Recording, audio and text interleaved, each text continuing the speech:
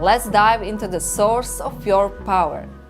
The heart of leadership is influence, and influence is social power in action. Social psychologists French and Raven studied phenomena of social power more than half a century ago. Their findings still help us today to understand influence. Power versus influence. What is the difference? Social power is the potential to influence other people. Social influence is the power used. A leader can have a great power potential, but his influence might be limited due to his poor skills in using social power. There are 5 basic sources of power: legitimate, reward, coercive, informational, expert, and referent power. Let's take a closer look into each one of them. First, legitimate power. Legitimate power is based on the belief that a person has the formal right to make demands, to expect others to be compliant and obedient. So say you are a frontline supervisor, you are probably going at some point to make people's schedule. That's your legitimate responsibility. It's tied to your position. Prime Minister, CEO, a policeman, or a teacher also have legitimate power. Good thing with the legitimate power is that we don't have to explain why we demand something from the people. But it does not last forever, only as long as we are in the legitimate position.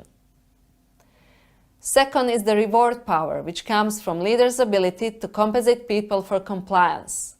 The compensation might include raises, money, promotions, training opportunities, compliments, or just a smile. I'm a middle-aged person and I still like a reward. If someone says, "Excellent job," that's a reward for me. Expected future rewards motivates followers to stay in a relationship. It doesn't lead to internalization and depends on reward available. Once the rewards are gone, so it's the influence. The flip side of reward power is coercive power. Leader can punish others for non-compliance. Threats and punishments are common coercive tools. Wise leader will use coercive power as a last resort because it creates distrust and conflict. This is the power source that you don't want to overuse it if you want to influence people long term.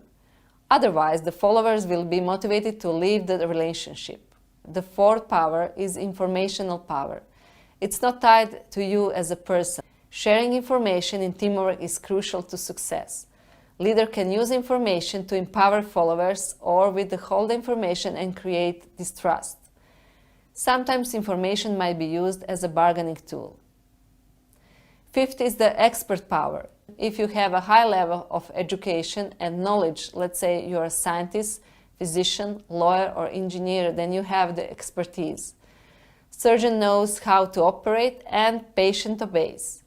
The power of an expert is limited to the domain of his expertise. Don't expect from a surgeon to give you a fashion advice. Expertise enables leaders to generally outperform followers. Raises trust and respect, but only in one area. Sixth is the referent power. It is based on the resource of respect and love. Leaders with values, integrity, and honesty raises respect and have great referent power. Influencers and celebrities also use referent power. Great leaders prefer to use referent power because it makes everyone feel good. It improves relationships and social climate. Whenever I talk about referent power in my lectures, people mention leaders like Oprah Winfrey. She has a lot of referent influence over people. She recommends books and then people read them and they become bestsellers. She gives advice and people take it. It's a kind of power where people want to follow you.